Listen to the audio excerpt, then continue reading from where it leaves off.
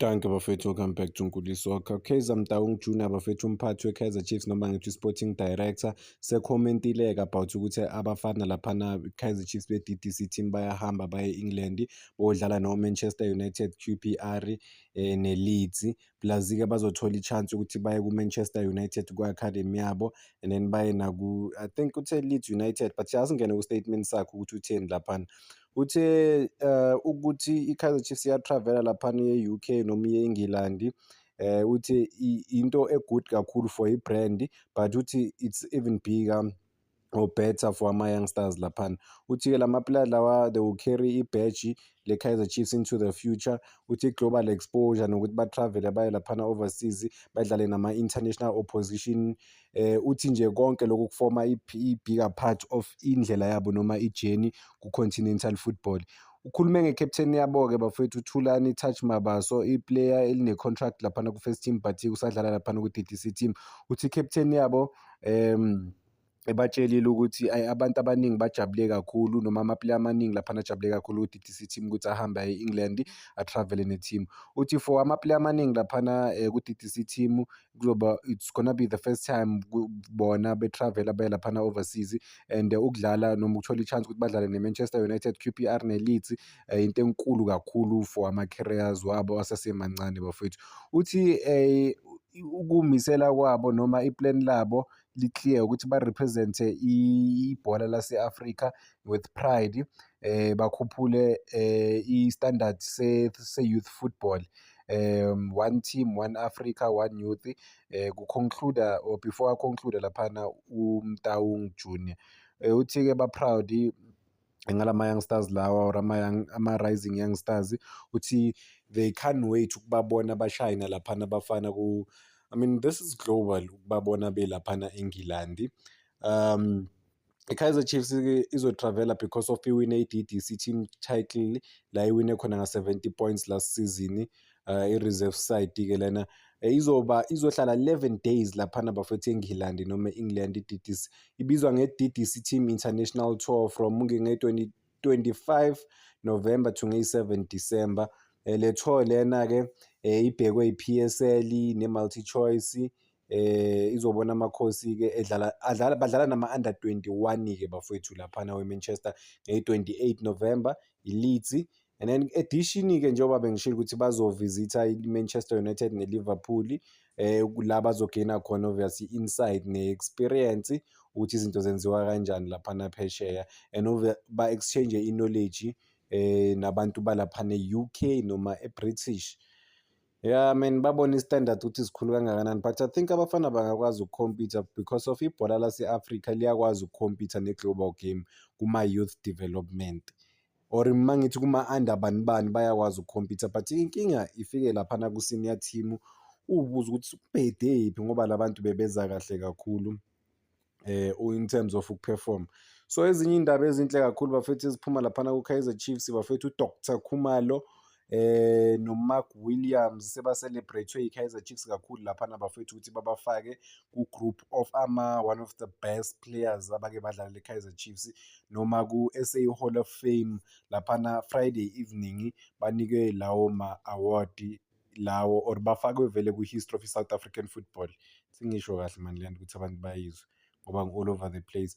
Sikhumbule ukuthi uDr Khumalo noMark Williams bafethu bawina laphana i-1996 Africa Cup of Nations, nabanye-ke abadlali laphana ku-Clive Barker wabasiza. Bakhona nabanye sebangenile laphana in terms of ukuthi babonwe as ama-icons waku-South African football. UKhumalo-ke bafethu ujabule kakhulu naye-ke me-accepta i-award lokuthi uyacelebrate-wa kanje. Nangu uyakhuluma uthi uDr Khumalo bathi lana udlale over 400 games for i-Kaizer Chiefs. Uthi ufuna nje ukubonga kakhulu to i-Khosi family for i-support ne-encouragement. Uthi-ke ngaba akayenzanga lento le noma akakwazanga ukufika la khona without i-support ye-Kaizer Chiefs every step of the way. Uthi nje kukho konke-ke uthanda ukubonga u-chairman we-Kaizer Chiefs ngokumsupporta and i-dedication nje ukuthi amguide through ezinye like iy'ndlela ezinzima. Williams-ke like uKhumalo naye-ke was congratulated by many of his former teammates. Ama-players-ake adlalela lapha Kaizer Chiefs uthi for yena what went through or what he went through football career yakhe ukuthi bokuyi-wonderful occasion and to be honored while you're still alive. Uthi I have seen many players honored after they have passed.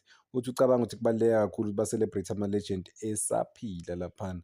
So uthi-ke i-Kaizer Chiefs, this is one of the biggest teams I played for, and uthi-ke I am celebrating this with all my former teammates.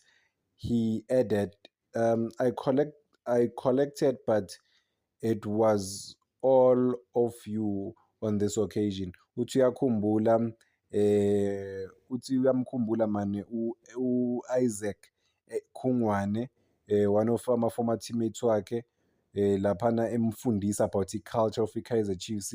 Uthi ngithanda uku-acknowledge-a noma ukubonga bonke abantu ngale achievement lena ayitholile. Marketing Director ye-Kaizer Chiefs uJessica Mtaung bafethu naye-ke ukhulumile. Uthi uDr Nomaki benze impact enkulu ku-club nakuBafana Bafana. Uthi-ke they've brought joy and they've inspired many youngsters.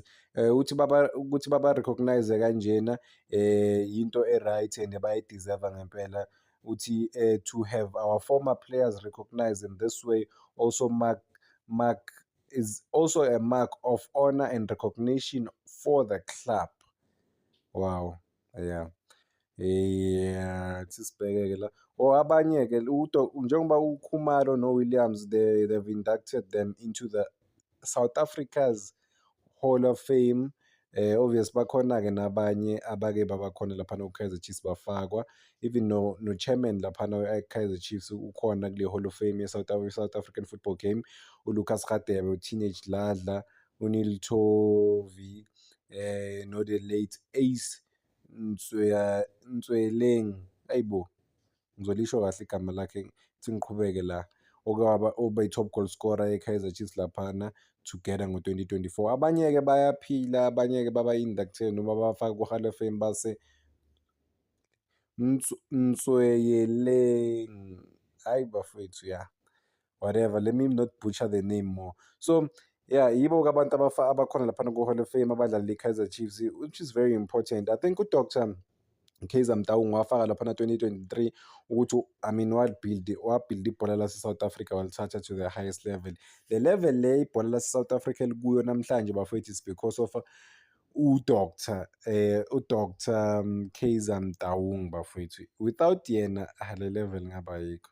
Level le khona manje ebholeni lase-South Africa in terms of like even ukwenza make sure ukuthi ibhola lase-South Africa li-professional to this level, ngaphandle kwakhe ngiyanitshela bafethu ayikho yonke lento, because of yena wayithatha lento lapha e-America and then wabuya nayo lana e-South Africa, wakwazi ukuyikhulisa kahle, obvious ngokubambisana nabanye abantu abathanda ibhola e-South Africa, but-ke he was at the forefront in terms of ukwenza izinto zenzeke. Ngicela ukuyibamba la bafethu. Danko, ngicela ningakhohlwa uku-like and subscribe, is making sure ukuthi le page lifika, well, sesigijimisa 100,000. Forget about okunye, sesifuna 100,000 followers bafethu. Kuthi sothola nini but-ke siyofika ngelinye ilanga if as-give up, if asilithengisi i-page phela, uma lingakhuli nge-speed lizohamba. Danko.